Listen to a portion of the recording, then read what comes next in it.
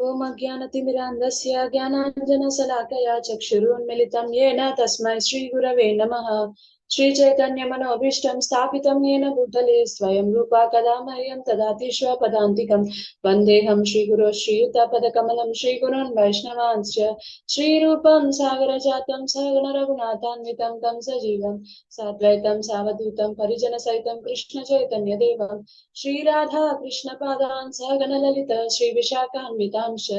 हे कृष्ण करुणा सिंधु दीनबंधु जगतपते गोपेश गोपिका कांत राधा कांत नमोस्तुते। तप्त कांचना गौरांगी राधे वृंदावनेश्वरी वृषभानुसुते देवी प्रणमामि हरिप्रिये।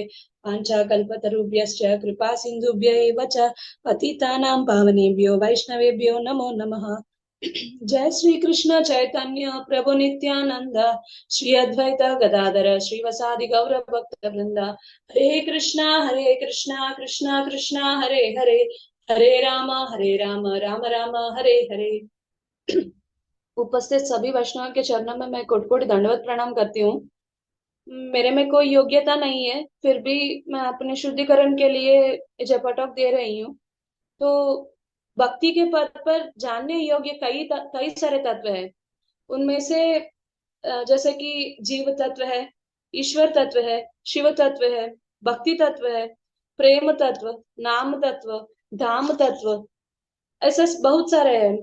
और लेकिन एक तत्व ऐसा है कि जिसको पहचाने बिना, जिसको आधीन हुए बिना बाकी सारे तत्व जो है वो सब काल्पनिक पड़ रहते हैं या पुस्तकीय ज्ञान रहते हैं। वो है गुरु तत्व। ये सर्वश्रेष्ठ तत्व है। ये जो तत्व है कि ईश्वर तत्व से अभिन्न है और जीव तत्व के उद्धार के लिए इस जगत में अवतरित हुए हैं।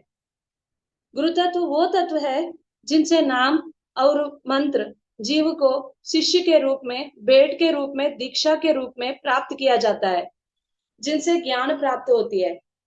शिवजी भी मैया पार्वती से कहते हैं कि सदगुरु जो है वो शिक्षा के शिष्य के वित्त से या उनके कोई संपत्ति से उनके कोई संबंध नहीं है। वो केवल शिष्य के संताप को हरण करते हैं। शिष्य के चित्त में जो आग लगी रही है, जो आग है अनर्थों का या अपराधों का, दुख का, इस आग को शांत करते हैं। भजन का पद देते हैं। किन नाम को जप करना चाहिए, कितने बार जप करना चाहिए, क्यों जप जाए और किस भाव से जप जाए। ये भक्ति करने के लिए क्या प्रतिकूल है, क्या अनुकूल अनुकूल है, वो स्वयं अपने जीवन में भी पालन करते हैं और अपने उपदेशों से दूसरों को सिखाते हैं। गुरु के अधीन होकर सेवा करने से हृदय में भक्ति को जागृत कर सकते हैं, भगवान के प्रति प्रेम को जागृत कर सकते हैं।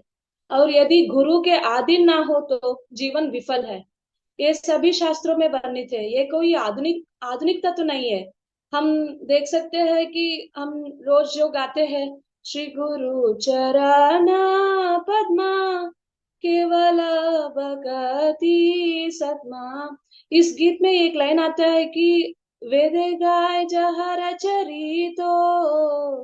हे गुरुदेव, आपके चरित्र का वर्णन, आपके महत्व का वर्णन, आपके गुरु का वर्णन चारों वेद में चारों वेद गाते हैं।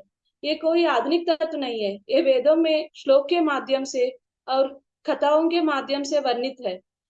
श्वेतश्वतारा उपनिषद में ऐसा लिखा गया है कि यस्य देवा परा भक्ति यथा देवे तथा गुरु तस्य कथा यद प्रकाशन्ते महात्मा। अर्थात जो शिष्य प्रभु के चरणों में पराभक्ति करे, पराभक्ति माने जैसे यशोदा मैया करती थी।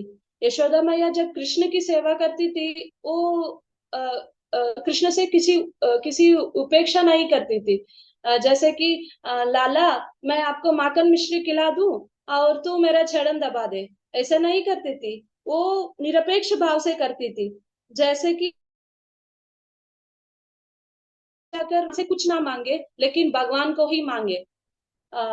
ऐसा भक्ति प्रभु से करे और गुरु से ना करे। ऐसे शिष्य को प्रभु नहीं मिलेंगे।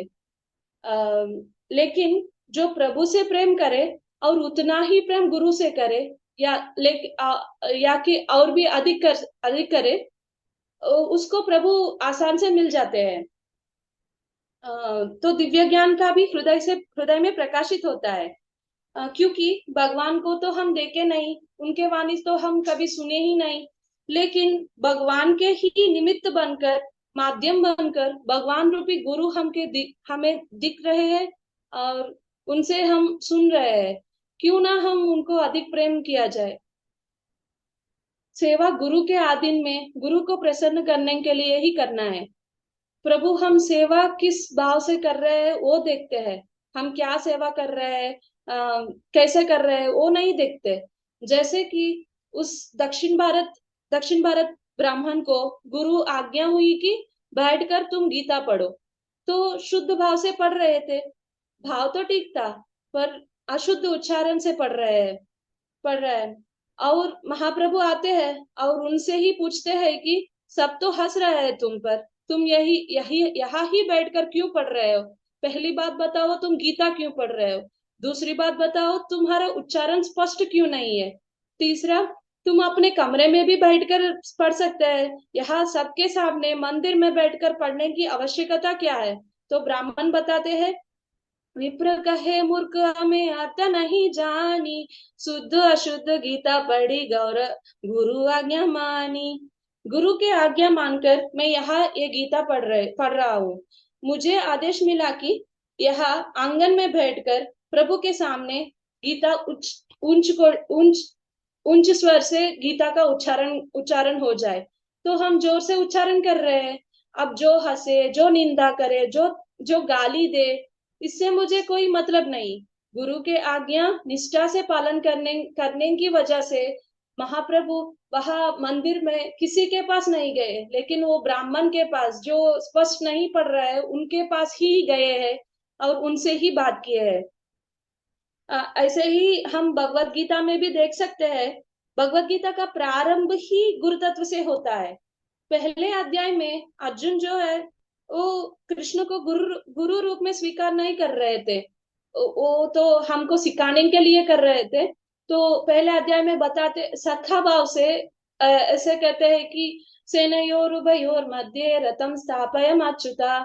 ऐसा शाखा भाव से अच्युत है अच्युत बोल के वो पुकार रहे थे। लेकिन बाद में जब अर्जुन जी द्वंद्व में फंसे हुए हैं, तब वह कृष्ण को गुरु रूप में वर्णन करते हैं, तब प्रश्न पूछते हैं। तभी तो दूसरे अध्याय से कृष्ण बोलना प्रारंभ करते हैं। पहले अध्याय से हम ये सीख मिलता है कि जो शिष्य ऐसा सोचता है कि मैं अपने स्वयं कृषि से, स्वयं शक्ति से, अपनी विद्या से अपने जीवन के सभी समस्याओं को निवारण कर सकता हूँ, तो उनके जीवन में कभी गीता का प्रारंभ ही नहीं होगा। जब दीनता से अर्जुन हम सबको उपदेश देने के लिए अर्जुन के घुटने के बल पर गिरते हैं और प्रभु से विनती करते हैं कि कृपया शिक्षा देकर कृतार्थ कीजिए, तभी कृष्ण उपदेश देना प्रारंभ करते हैं। तो हमारे जीवन में भी ज्ञान का विज्ञान स्वरूप माने पुस्तक ज्ञान का अनुभवी भाव का तब प्राप्त होता है जब गुरु के चरणों में पूर्ण रूप से शरणागति हो जाए। ऐसे ही भागवत का प्रारंभ ही ऐसा ही होता है। भागवत महाराज परीक्षित जब सुखदेव गोस्वामी के अधीन होते हैं, तभी भागवत का भी प्रारंभ हुआ। ऐसे इसी प्रकार हम भागवत का हर एक स्कंद में ऐसे एक सुंदर धोरी खींच सकते हैं। जैसे कि पहला स्कंद में महाराज परीक्षित सुखदेव गोस्वामी के अधीन होते हैं और भागवत प्रारंभ हुआ। दूसरे अध्याय में ब्रह्मा जी भगवान के अधीन होते हैं तो सृष्टि करते हैं। तीसरे अध्याय में व्यासदेव नारद जी के अधीन होते हैं और भागवतम लिख पाते हैं।